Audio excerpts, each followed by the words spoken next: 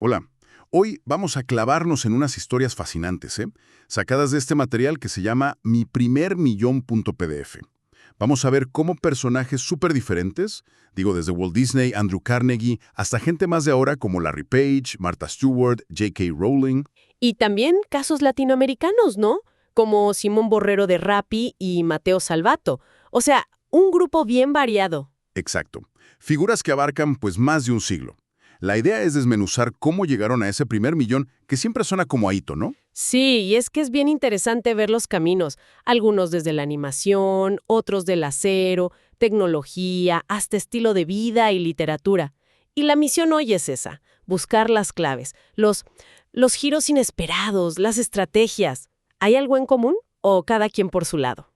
Yo creo que vamos a encontrar de todo. Fracasos que casi los detienen, ideas que salieron de la nada. Órale, pues vamos a desglosar esto. Venga. Y no solo ver qué hicieron, sino el contexto, ¿no? O sea, no es lo mismo la revolución industrial que la era digital o el boom de las plataformas aquí en Latam. Claro. Lo padre es ver cómo la innovación, la adaptación y a veces una buena dosis pues de aventarse, ¿no? Juega un papel clave en momentos bien distintos. Totalmente.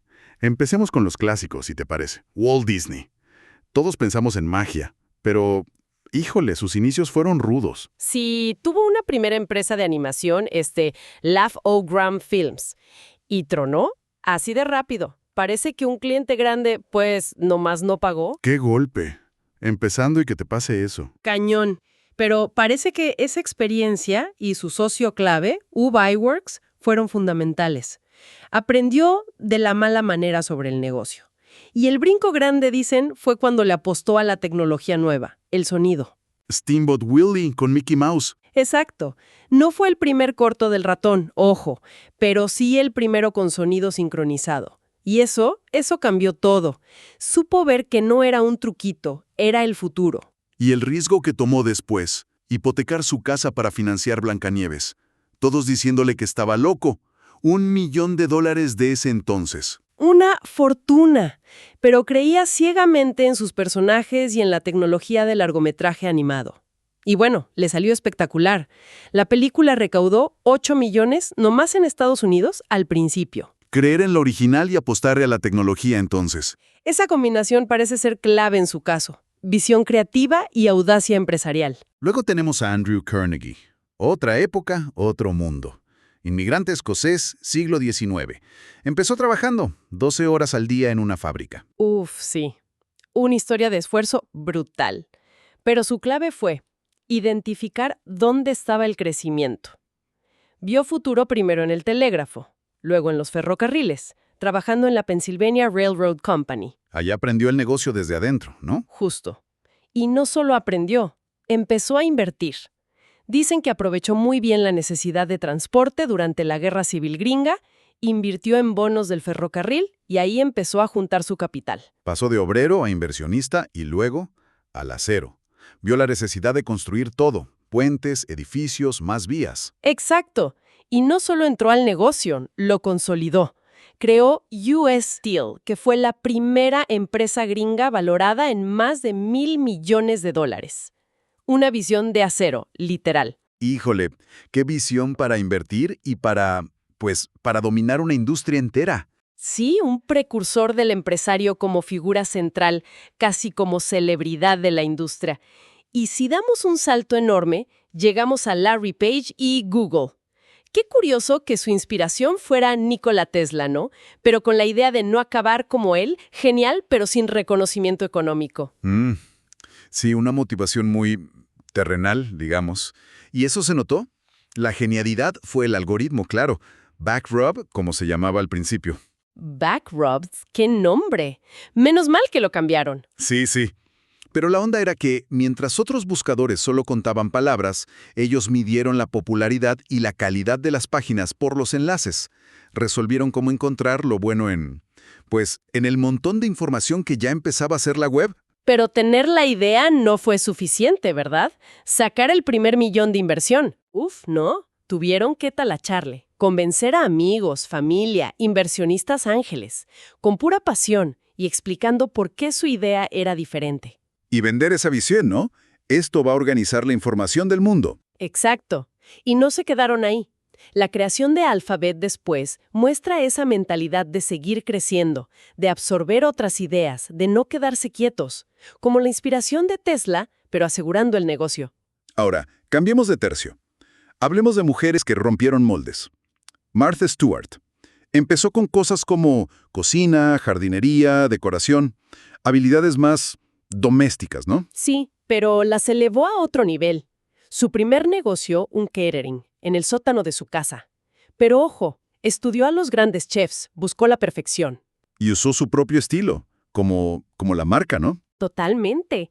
Ella misma como anfitriona era el producto. Y dicen que el primer millón llegó cuando empezó a tener clientes muy picudos, celebridades de Hollywood y así.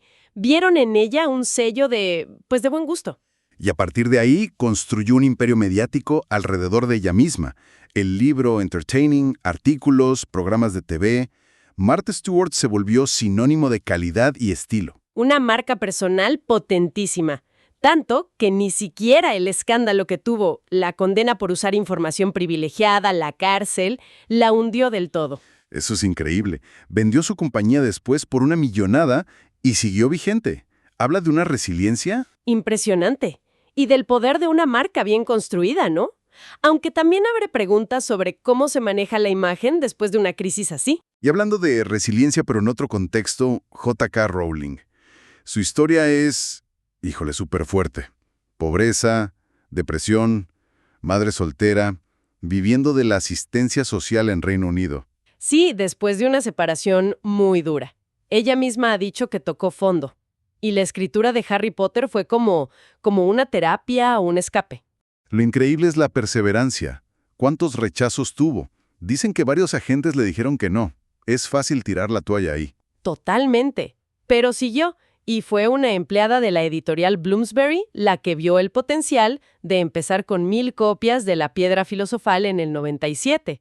A vender los derechos para las películas por 1.000.000 de libras, 2 años después. 1.000.000 de libras. Y de ahí, bueno, la locura.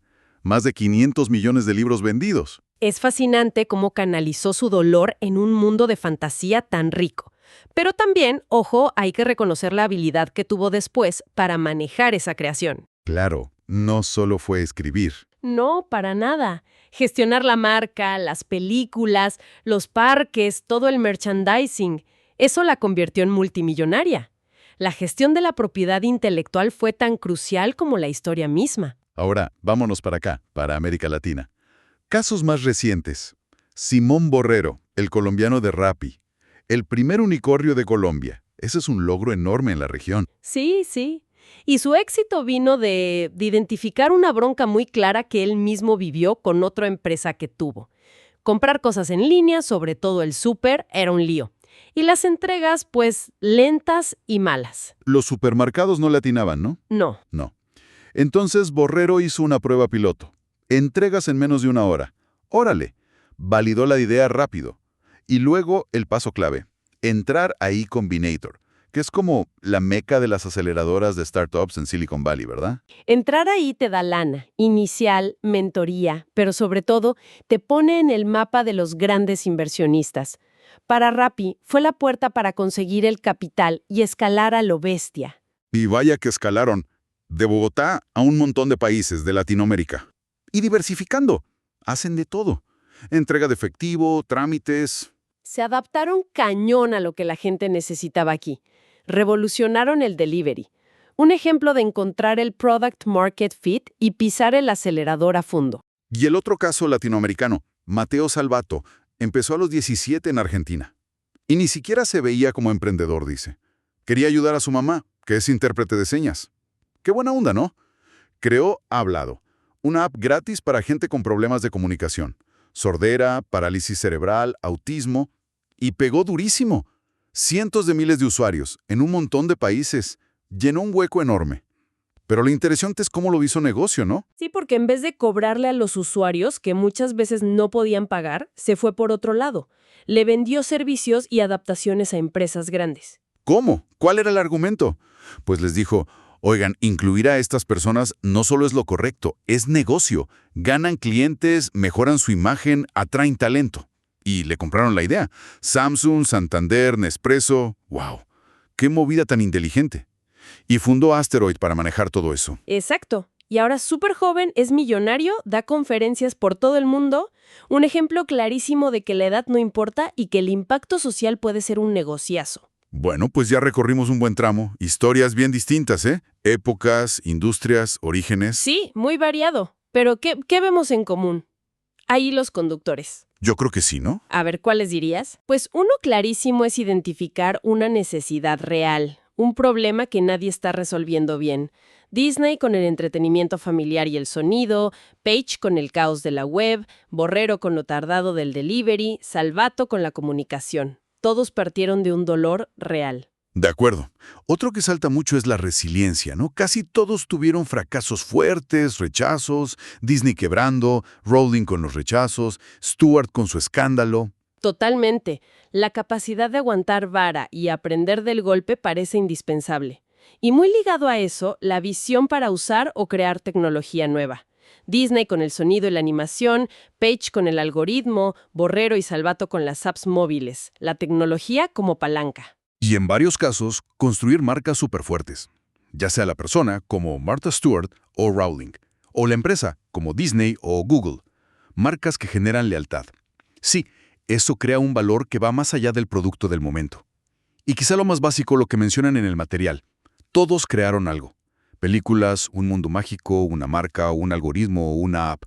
No solo vieron la oportunidad, construyeron la solución. Esa frase de Freddy Vega, crear no tiene nada que ver con ser bueno, solo tiene que ver con crear. Pega fuerte aquí, ¿no? Sí, es el primer paso. El impulso de hacer algo, de materializarlo. Ya después viene todo lo demás, la estrategia, la lana, el marketing. Pero sin esa creación inicial, pues no hay nada. Entonces, lo que queda claro es que no hay un molde. Olvídate de prejuicios de edad, género, origen. Vimos de todo. Inmigrantes haciendo imperios, mujeres cambiando las reglas, chavos innovando desde su cuarto. Así es. Lo que sí parece constante es esa mezcla de innovación, perseverancia, visión y algo que mencionaste antes, saber comunicar esa visión. Cierto. Page convenciendo inversionistas, Salvato a las empresas, Disney a su propio equipo, saber vender la idea es crucial. Casi tan importante como la idea misma. Totalmente. Y bueno, esto nos deja pensando, si vemos estas trayectorias, que la mayoría fueron mucho más allá del primer millón, ¿qué define realmente el éxito a largo plazo para alguien que crea o emprende? Buena pregunta. ¿Es solo la lana? ¿O el impacto cultural, el impacto social, la capacidad de seguir relevante, de reinventarse? O una mezcla de todo. Y volviendo a esa idea de solo crear, hoy, con tanta competencia, tanto ruido, ¿qué más se necesita además de crear algo para que esa idea realmente prenda y dure? Ahí se queda la reflexión.